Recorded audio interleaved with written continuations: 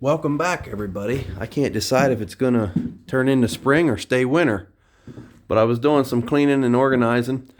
I thought I'd do a little highlight of this. We all have our storage issues, all of us being hoarders, and we watched Preston do that nice shelf loft that he did for his 70s under his Honda sign.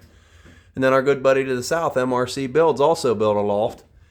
And luckily, both of them are fortunate enough to have fancy little orange tractors they can lift their machines up into these loft areas with to maximize storage. Poor old tricycle guy doesn't have a fancy little orange tractor, and I'm kind of afraid to bring one in because it might bust through the floor. So, in one of these pre-assembled and basically sign here, press hard, third copy's yours, pre-built sheds, I didn't want to do that, so I had to get a little creative, and I have here the Drawbridge to tricycle land with my cables and my pulleys. Goes down to a counterweight crankshaft. Now this video has literally nothing to do with three-wheelers aside from a little suggestion on how to store them. I always park this crank like this, so if things go horribly wrong and I knock the prop out, that the ramp doesn't fall down and hit me in the head. So you just dislodge it like so. Come over here. I got to try to hold this, and I'm a one-man show. I don't have a camera operator. Pull the prop out, and then the ramp will come down. Well, when the crank's not stuck. See, now you got to hold it up here like this to take the tension off. Then you got to finagle with your foot down there like that. And now the ramp is heavy enough to stand the crank up, but it won't lift it. So then you get kind of this half suspension of each piece.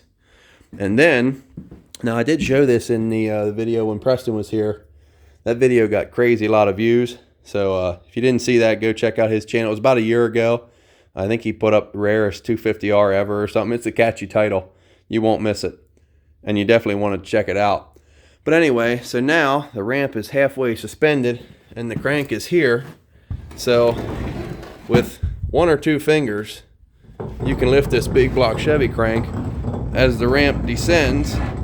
And when you're all the way up, which is just about to the pulleys. Oh, we got a little twist going on there. We'll straighten that up. Get out of there. It's so much easier when I can do it with both hands. There we go. That should be like that.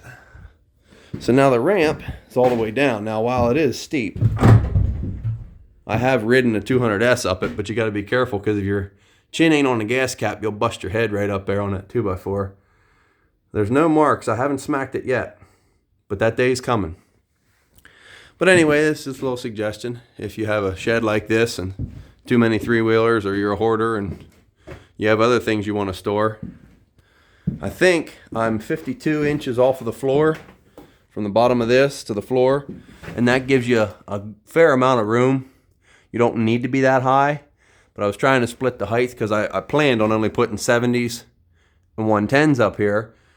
But lo and behold, my 200S's fit as well, and that one really fits good because it's on a flat tire. But they do clear.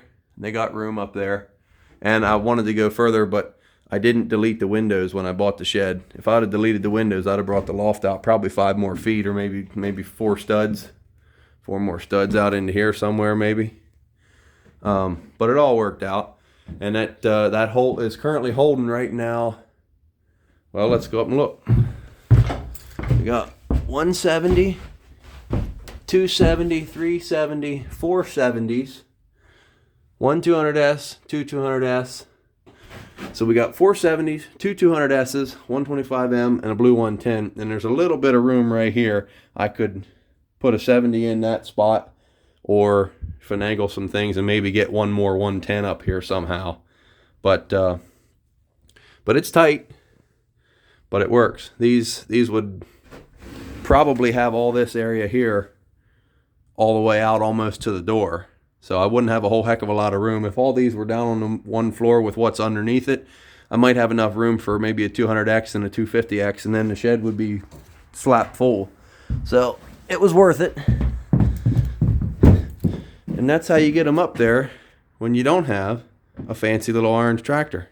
We'll see you later.